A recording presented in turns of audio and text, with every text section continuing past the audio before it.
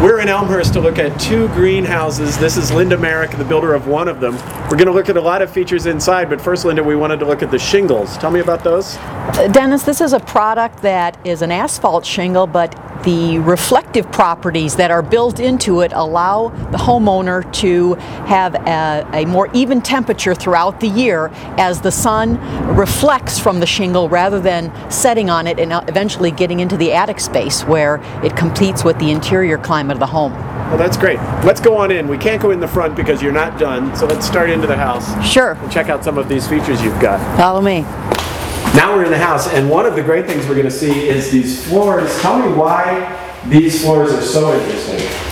What we did with the wood flooring is we actually reclaimed the flooring from the home that was existing here, and as we deconstructed that home, we kept the wood floors, reinstalled them here, resanded them, and refinished them. And because they were already aged, it allowed us to do some ornate patterning in the wood, and the new owner will never run the risk of the wood gapping because it has already aged. That's great. So recycling it actually gave you an aesthetic advantage as well. Yes, and we kept the wood from going to the landfills. That's wonderful. Let's go on into the kitchen, and on the way we'll take a look at the living room area. We've got a ton of sun. Most of the windows, of course, are on the south side of the house. Yes, the positioning of the windows allows us to maximize what is the natural lighting and therefore use as little electricity as possible when lighting the home. We packed the bathrooms on the north side. Yes. Which have the fewest windows and also are heated differently. Yes, the bathrooms apply a radiant heat in the flooring that will complement the forced air heating system and allow that homeowner on a separate thermostat to control the heating in the bathrooms, where it is usually difficult to maintain a consistent heat temperature, and therefore you end up sometimes using energy that you shouldn't. But with the 2 thermostats, you'll be able to create a better balance and better efficiency in energy usage. So it's really about strategically positioning things like these skylights. These skylights, there are 2 of a total of 4 in the home, and what this allows, again based on the positioning of these, is the most amount of natural light, both daytime and nighttime, to come into what is a common living space or heavily used living space. Right.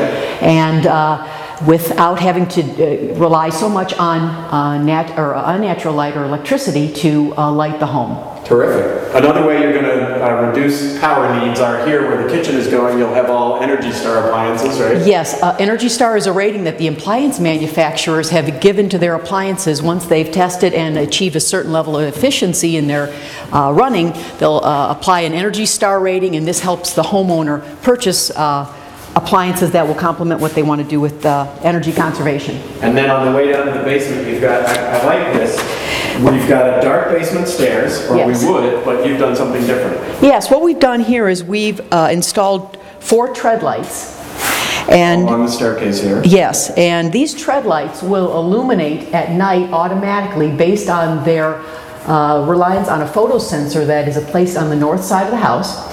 And then at night these will illuminate, and during the day they will shut off based on this photo sensor. So the homeowner won't have to remember to on and off switch the tread lights. They'll automatically do this based on the photo sensor, and again the homeowner will achieve some energy conservation in having this automatically turn on and off with the daylight. The house is sort of monitoring its own energy needs. Yes. Based on what daylight is available. I think that's terrific. Let's go on down to the basement. Here we are in the basement. We've got some bricks we'll talk about in a minute, but this window well is enormous and makes this a daylit space down here below ground. Right.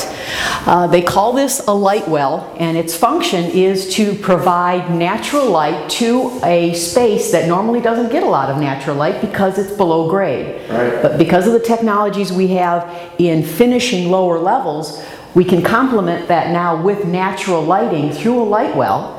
And the homeowner now has very usable space that is below grade. And it's temperature moderated because it's below ground. Exactly. Which is terrific. Now, we've got to get to these bricks because this is a great piece of salvage. Tell me about this brick hearth in the basement fireplace.